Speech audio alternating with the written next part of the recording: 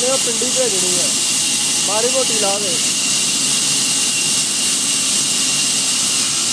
ਘਰ ਭਰਾ ਖੜੀ ਹੁੰਦੀ ਤੇ ਅੱਜ ਬਣਾਉਣੀ ਆ